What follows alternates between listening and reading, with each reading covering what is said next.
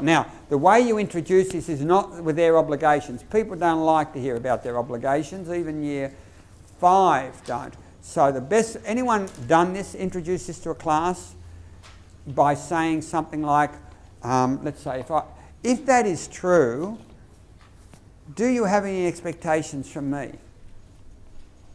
What do you think I have to do if that's true? Has anyone gone that route? Yeah? Loudly and if you'd stand and do it. Yeah. I work with a grade 3-4, and at the beginning of the year we did a lot of work on developing our class behaviour things, and so I decided I'd try to revisit that, and I asked the children all to write down things that made our classroom work better. So I gave them a little cutout of a person, and they wrote things like keep your hands and comments to yourself, don't talk with the teachers and that. And then I made 2 umbrellas, and on those I said to them, I have a feeling that they may fit under these 2 umbrellas, and one of them had safety and the other one had the right to learn on it, a good learning environment. And I asked the children to take their little one and stick it under which umbrella they thought it went to. And it was really interesting that they sorted most of them under each umbrella, and then we had a little group that seemed to overlap between the 2. And since I've done that, now I just say to the children about which umbrella are you not helping to work effectively, and they can come back and say to me that by touching other people I'm stopping that person from learning. So that's what I've done. Good. So that, like, you could have work, safety, and some will be in the middle. Yeah? Now, can you do that in this way? Students, teacher. Meaning, do you in that discussion say, let's start with what I have to do if that's the right? Has anyone ever done that? If I said to you, you have a right to get out of this as much as you can, right? What responsibilities do I carry because of that right? What would you say to me? Seriously. Don't say come on time because I was late last time, all right? Say something else. But what responsibilities would I have if you have the right to get out as much as you can out of these 4 days? Okay, try and keep the work engaging. Okay, that would be true. What else? Be prepared. Be prepared. Yep, what else? Vary the style. Hmm? Vary the style. Try to vary the style. Yes, what else? When things go off the rails, you have to bring it. Okay, I've got to keep it focused and redirect. Okay, all that stuff. Now, if you did that in a classroom and said, everyone has the right to learn as much as possible, is there anything you want from me, year 8? What are they going to say? Keep everyone quiet. Keep everyone quiet. Okay, because you know what I want, you see, I want somebody to say that, so that when I say to you, look, you're speaking and others can't hear, quiet please, it's not fair, right? I'm acting as an agent of the group. I am no longer acting as an agent of the hierarchy. I'm no longer representing legitimate power. The only power I have really is referent power from the group. They have said to me, this is what we'd like you to do on our behalf. I will do what's in their interests. I am going to gain from my intervention, not lose if I'm clever. I could even say, look, you remember we spoke about the fact that people said they couldn't hear, so you are speaking and they can't hear, so quiet please. I can do what I like, but I might set it up. I might say, you know what, let's imagine this for a minute. I'll come up with a hypothetical. This kid is as thick as a brick. This kid is a great worker. Every time he does his work, she rips it up. Should I do anything about that? Do you want me to do anything, or should I just let it happen?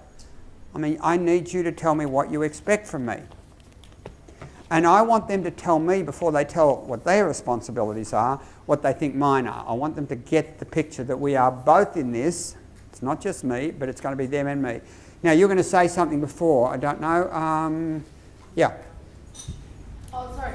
I just, particularly for secondary teachers, I think that when you say, what do you want me to do, the whole class will stare blankly at you and say nothing. That's why you do that. That's why you have to come up with hypotheticals. The one I like best, by the way, is when you do this one, the second right, and they look at you blankly, you know. You say, and I say, what do you... So I'll say, let's say, imagine this. He's a pretty big guy, a bit nasty too. He doesn't like the way she looks, so he's going to fix that. He's going to rearrange your facial features, right? Now, do I have any obligation to stop that happening? And they're going to say yes. I want them to say yes on some of these things so that they can, when I do say, look, you can't speak to her like that, it's going to make her feel lousy. I want them to know I'm coming on their behalf. I'm not doing this because I'm a running dog of the principal or something. You know, I'm not part of the hierarchical system. I'm representing the needs of the group. That's all. And when I take them one-on-one, the C's even more so. I need that when I deal with the C's because they don't like legitimate power already. A's and B's love it. It protects them. C's and D's don't like it. So this is sort of aiming at the C's and D's a bit. I want to take that kid outside and say, the only reason I had to speak to you was because I could see that your talking was distracting people and you argued with me, which made it even more distracting. I don't understand. And I'm going to make that kid see, if he's a C, he'll understand. D's won't understand. They actually did want to distract people. That was their aim. They don't understand that, but that was their aim. So they're different. But C's will understand that's inappropriate. So the next time he does it in class, I'll be able to say, hang on, we discussed that. You said you understood. And I've got something to work with. So this skill level is based on this. If I don't base it on this, if I base it on rules, then I am just back in a legitimate power and I've lost everything. I'm becoming really... I was criticised for about 8 years at La Trobe for even teaching this stuff because they said I was training bullies. We were leftist university, right? And they were right, technically. If I'm training bullies, what right have I got, even here, what right have I really got to train you, train, being the operative word, level 2, to train you to manage the behaviour of children if the curriculum is not engaging and relevant? Probably none. And yet the kids for whom you most use this are going to be kids for whom the curriculum is not engaging and relevant, right? So I've got a real conflict here. So I am assuming from here on in, for a short time at least, until I get to the D's, because I know it's not good enough for them, I'm assuming that for the A, B's and C's, the curriculum is good enough. It's not ideal, but it's good enough that I can justify having it. Does anyone here believe that the curriculum is good enough that you can justify having it? Seriously? Well, you teach it. Come on, put your hand up if you think you can justify to a parent or to me or anyone else that what you're doing is good enough. I hope to see everybody, but I don't know. If you're not, you must be very conflicted. I can't say that about maths, I must tell you, especially when we get to algebra. Anyone remember x minus 3 times x plus 2? Yeah, you blocked it out intentionally for safety purposes. It was a very unpleasant experience for most people. And then you got 3x minus 4 times x plus 1. And then you got partial algebraic equations if you got to year 11. And then you did differentiation and integration by year 12. Why? So you could get maximum minimum. Turning points of a graph, so you could know the maximum stress, the minimum load, this, that and the other. We got graphic calculators, you know that? I could just put the points in. Admittedly, whoever programmed them had to know what they were doing, but I don't have to. Does everybody in year 11 have to know how to do